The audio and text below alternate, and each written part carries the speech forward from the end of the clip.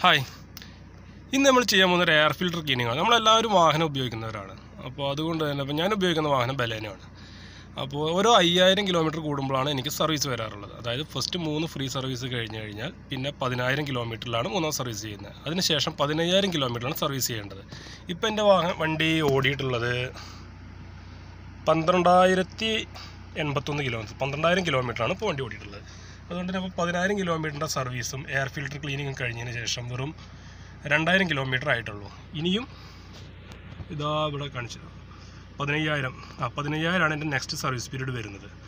പക്ഷേ കുറച്ച് ദിവസങ്ങളായിട്ടുള്ള എൻ്റെ ഓട്ടം വളരെ പൊടിയുള്ള സ്ഥലങ്ങൾ, റോഡ് വർക്കും കാര്യങ്ങളും നടക്കുന്നതിൽ പൊടി കൂടുതലായിരുന്നു. അതുകൊണ്ട് തന്നെ ഇപ്പോൾ ഈ 2000 കിലോമീറ്റർ കൊണ്ട് എന്തായിട്ടുണ്ട് എയർ ഫിൽറ്ററിൻ്റെ അവസ്ഥ എന്ന് നോക്കാം നമുക്ക്. ഓക്കെ, എയർ ഫിൽറ്റർ എന്താണെന്ന് എല്ലാവർക്കും അറിവായിരിക്കും. ഫസ്റ്റ് തന്നെ അതിനുവേണ്ടി നമ്മൾ ചെയ്ത ബോണറ്റ് ഓപ്പൺ ചെയ്യുകയാണ്. ഇവിടെയാണ് ഇപ്പോൾ മാരുതിയുടെ വണ്ടികളുടെ എല്ലാം ബോണറ്റ് വരും, ഇതെല്ലാം ഇവിടെ തന്നെ വരുന്നത്. ബോണറ്റ് ഓപ്പൺ ചെയ്യുന്നത് ഇവിടെയാണ് വരുന്നത്.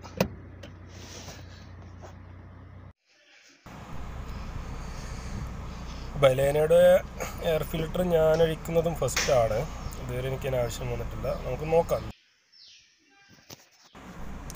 അത്ര വലിയ ടെക്നീഷ്യനൊന്നും അല്ല കേട്ടോ, ചെറുതായിട്ട് എന്തൊക്കെയാണ് ഇവിടെയൊക്കെ അറിയാം, അത്രയേ ഉള്ളൂ.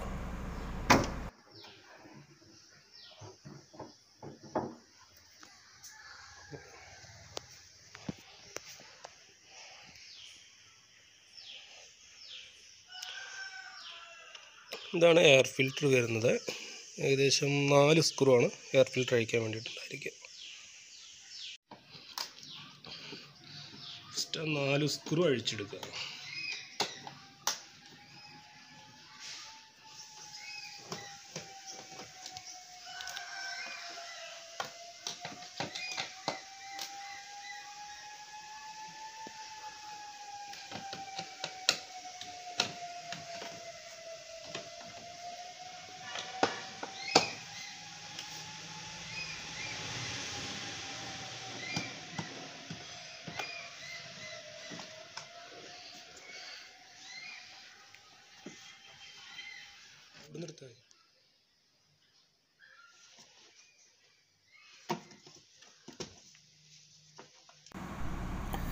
ഓക്കെ, ഇതാണ് എൻജിൻ്റെ എയർ ഫിൽറ്റർ. അതായത് എൻജിലേക്ക് പോകുന്ന കാറ്റിനെ ഫിൽറ്റർ ചെയ്തിട്ട് ഇതുവഴിയാണ് കടത്തി വിടുന്നത്. അതിൻ്റെ മുകൾ ഭാഗം ഇപ്പോൾ നമ്മൾ അഴിച്ചു മാറ്റിയ ഭാഗമാണ് എൻജിനിലേക്ക് പോകുന്ന സെക്ഷൻ. അടിയിൽ അത് എയറിനെ വലിക്കുന്നത്. അതുകൊണ്ട് തന്നെ എയർ ഫിൽറ്ററിന് 2 സൈഡ് ഉണ്ട്.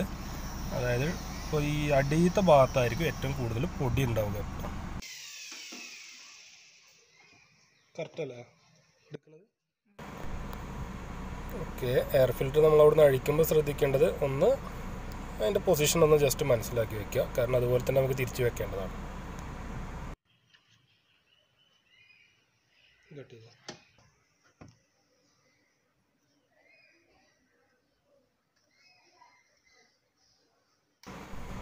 ഓക്കെ, ഇനി എത്രത്തോളം പൊടി ഉണ്ട് നോക്കാം നമുക്ക് ഈ എയർ ഫിൽറ്റർ. അപ്പോൾ നിങ്ങൾക്ക് കാണിക്കാനും സൗകര്യത്തിന് ടൈലിൽ വെച്ചിട്ടാണ് തട്ടുകയാണ് ചെയ്യുന്നത്.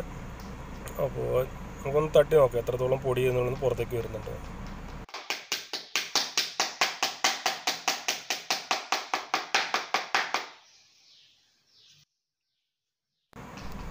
ശരിക്കും നല്ല പ്രഷറിൽ എയർ അടിച്ചുകൊണ്ടാണ് ക്ലീൻ ചെയ്യാറ് എൻ്റെ അറിവ്. പക്ഷേ ഇവിടെ ഇപ്പോൾ നമുക്കത് നിങ്ങൾക്ക് കാണിച്ചു തരണമെങ്കിൽ ഇങ്ങനെ ചെയ്ത അതുകൊണ്ട് ഞാൻ ടൈലിൽ ഇത് തട്ടി പൊടി എത്രത്തോളം ഉണ്ടെന്ന് നമുക്കൊന്ന് അറിയാമല്ലോ.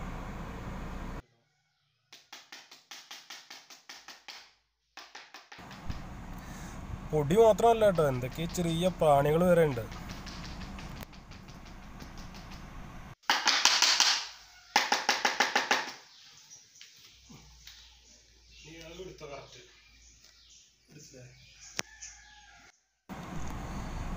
ഇനി നമുക്ക് നന്നായിട്ട് നേരടിച്ച് ക്ലീൻ ചെയ്തെടുക്കാവുന്നതാണ്. ഓക്കെ, അപ്പോൾ ഇന്നെന്താ വെച്ചാൽ നമ്മൾ വാഹനം ഉപയോഗിക്കുന്ന കണ്ടീഷൻ മോശമാണെങ്കിൽ, അതായത് നന്നായിട്ട് പൊടിയുള്ള സ്ഥലങ്ങളിലൂടെയൊക്കെയുള്ള ഡ്രൈവാണ് വരുന്നതെങ്കിൽ നമ്മളത് സർവീസ് പീരീഡ് ആവാൻ നിൽക്കാതെ ഒന്നെങ്കിൽ നമ്മളായിട്ട് ചെയ്യാൻ കഴിയുവാണെങ്കിൽ ചെയ്യുക, അതല്ലെങ്കിൽ വല്ല സർവീസ് സെൻ്ററിലും കൊടുത്തിട്ട് ജസ്റ്റ് ഒന്ന് എയർ ഫിൽറ്ററോ കാര്യങ്ങളോ മാത്രമേ ക്ലീൻ ചെയ്യിക്കുന്നത് നന്നായിരിക്കും. കാരണം ഒരു സാധാരണ കണ്ടീഷനിലല്ല കേട്ടോ ഞാൻ പറയുന്നത്. ഇപ്പോൾ നമ്മളവിടെ റോഡ് വർക്ക്, നമ്മൾ ഡെയിലി പോയിരുന്ന വഴിയിൽ റോഡിൻ്റെ പണി നടക്കുന്നുണ്ട്. അപ്പോൾ നമ്മൾ ഡെയിലി ഒരു 10 കിലോമീറ്റർ പൊടിയിലൂടെയാണ് വണ്ടി എന്നും ഉപയോഗിച്ചുകൊണ്ടിരിക്കുന്നത്. കണ്ടിന്യൂസ് ആയിട്ട് ഇപ്പോൾ എന്നും ഉണ്ടാവില്ല. അത്തരം സാഹചര്യങ്ങളിലാണ് ഞാനത് ഉദ്ദേശിച്ചിട്ടുള്ളത്. നോർമൽ ഒരു ഉപയോഗിക്കുന്ന ഒരാൾക്ക് അതിൻ്റെ കറക്റ്റ് പീരിയോഡിക് സർവീസ് മാത്രം മെയിൻറ്റെയിൻ ചെയ്ത് പോയാൽ മതിയായിരിക്കും ഏതൊരു വാഹനമാണ്.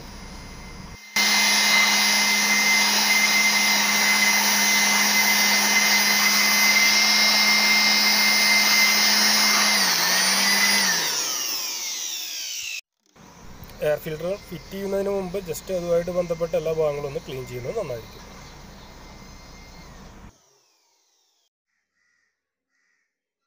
ഇനി നമുക്ക് ഫിൽറ്റർ തിരിച്ച് ഫിറ്റ് ചെയ്യാം. എങ്ങനെയാണോ നമ്മൾ അഴിച്ച് അതുപോലെ തന്നെ കറക്റ്റ് സീറ്റിംഗ് ആയിട്ട് ഫിൽറ്റർ വെക്കുക. കാരണം ഇതിൻ്റെ ഇടയിലൂടെ ഗ്യാപ്പ് വരരുത്. എയർ ഒരിക്കലും ഫിൽറ്ററിലൂടെ ഉള്ളിലൂടെ അല്ലാതെ എഞ്ചിനകത്തേക്ക് കടന്നു പോകാൻ പാടില്ല. അപ്പോൾ അതിൻ്റെ കാര്യത്തിൽ അത്രയും ശ്രദ്ധ വേണം. കാരണം അത് പറ്റുമെങ്കിൽ പുറത്ത് കൊടുക്കുക എന്ന് ഞാൻ പറയാൻ കാരണം എന്താ വെച്ചാൽ എയർ ഫിൽറ്റർ അഴിച്ച് ഫിറ്റ് ചെയ്യുന്ന കറക്റ്റായിരിക്കണം സീറ്റിംഗ്. അതല്ലാതെ വേറെ എന്തെങ്കിലും ഇഷ്യൂസ് വന്നു കഴിഞ്ഞാൽ നമ്മളത് എഞ്ചിനെ വരെ ബാധിക്കുന്നതാണ്. അപ്പോൾ നമുക്ക് ചെയ്യാൻ കഴിയില്ല എന്ന് തോന്നുകയാണെങ്കിൽ നമ്മൾ സർവീസ് സെൻ്ററുമായിട്ട് ബന്ധപ്പെട്ടിട്ട് ചെയ്യുന്നതായിരിക്കും ഏറ്റവും നല്ല. അല്ലെങ്കിൽ ഒന്ന് മെക്കാനിക്കിനെ വിളിച്ച് ജസ്റ്റ് ഒന്ന് ക്ലീൻ ചെയ്യിക്കുക. അങ്ങനെ ഒരു ലോങ് ഡ്രൈവ് പോകുന്നതിന് മുമ്പൊക്കെ നമ്മൾ ഉപയോഗം എങ്ങനെയാണെങ്കിൽ ജസ്റ്റ് ഒന്ന് ചെക്ക് ചെയ്യുന്നത് നന്നായിരിക്കും. നമ്മൾ ഫ്യൂവൽ എഫിഷ്യൻസി കൂട്ടാനും കറക്റ്റ് പവർ നമുക്ക് കിട്ടുന്നതിന് വേണ്ടിയിട്ടെല്ലാം അത് ഉപയോഗപ്പെടണം.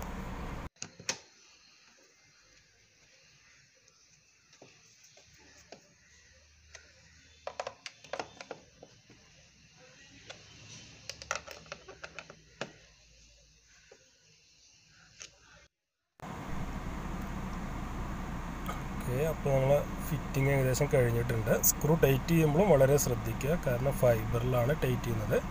ഓവറായിട്ട് ടൈറ്റ് ചെയ്ത് ത്രെഡ് പോവുക, അതല്ലെങ്കിൽ ഫൈബറിൻ്റെ ഭാഗം എൻ്റെ എഡ്ജ് ഭാഗം പൊട്ടിപ്പോവുക, അങ്ങനെ സംഭവിച്ചാൽ നമുക്ക് ഒരുപാട് ബുദ്ധിമുട്ടുകൾ ഉണ്ടാക്കുന്നതാണ്. പിന്നെ അത് റീപ്ലേസ് ചെയ്യേണ്ടി വരും. അപ്പോൾ ആ കാര്യം കൂടി ശ്രദ്ധിക്കുക. പിന്നെ ഫിറ്റ് ചെയ്ത് കഴിഞ്ഞതിന് ശേഷം ഉറപ്പ് വരുത്തുക കറക്റ്റ് അല്ലേ എന്നുള്ള കാര്യങ്ങൾ.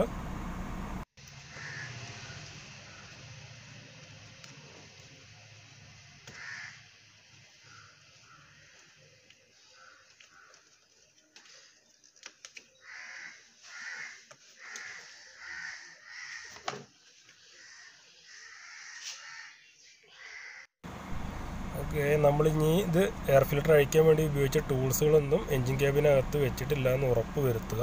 അതിനുശേഷം ഒന്ന് നമുക്ക് വണ്ടി സ്റ്റാർട്ട് ചെയ്ത് നോക്കാം.